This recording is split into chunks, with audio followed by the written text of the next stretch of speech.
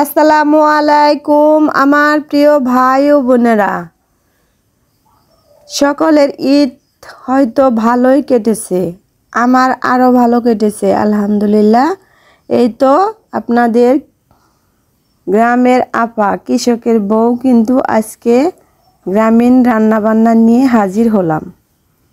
আজকে আমি রান্না করব আমার ক্ষেতের ডাটাগুলা উঠিয়ে এনে এই তো সুন্দরভাবে কেটে কুটে নিতেছি। দেখেন কত সুন্দর ডাটাগুলা, একদম নসনসা। এগুলা রান্না করব সরপুঁটি মাছ দিয়ে। খেতে কিন্তু অনেক টেস্ট হবে। বন্ধুদের দাওয়াত রইল। আমি সুন্দর করে কেটে ধুয়ে পরিষ্কার করে রান্না করব। আর যে বন্ধুরা আমার ভিডিও দেখেন তাদেরকে অনেক অনেক আমার পক্ষ থেকে ভালোবাসা। অবশ্যই ভিডিওটা দেখবেন একটা লাইক দিতে ভুলবেন না, এবং একটা শেয়ার করবেন, একটা সাবস্ক্রাইব করবেন। এতো পাটায় আমি কাঁচামরিচ আর পেঁয়াজগুলা সুন্দর করে বেটে নিলাম।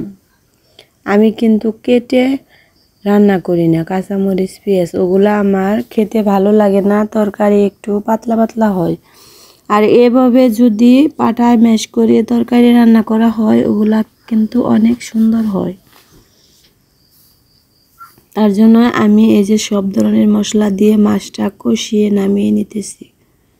আমরা এভাবে রান্না করে খাই। এ তো দেখেন সবুজ সবুজ কত সুন্দর কালারের ডাটাগুলা দিয়ে দিতেছি।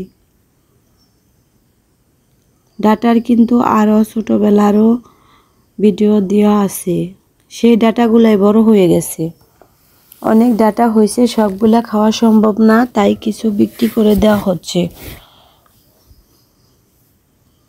আমরা তো এক এক দিন এক এক রকম তরকারি খাই, এক সপ্তাহে আমি এক তরকারি খাই। আমার অনেক ধরনের তরকারি আছে, এক তরকারি 2 দিন খাওয়া হয় না।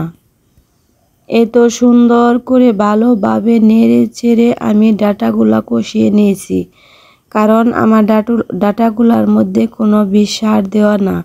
এগুলা দেওয়ার আগেই সিদ্ধ হয়ে যায়। মাটির চুলায় রান্না করলে তো আরও তাড়াতাড়ি সিদ্ধ হয়ে যায়। এই তো তরকারির ভিউটা দেখেন কত সুন্দর হয়েছে, খেতে তো অনেক মজা হয়েছে। সবাই ভালো থাকবেন। আল্লাহ হাফেজ।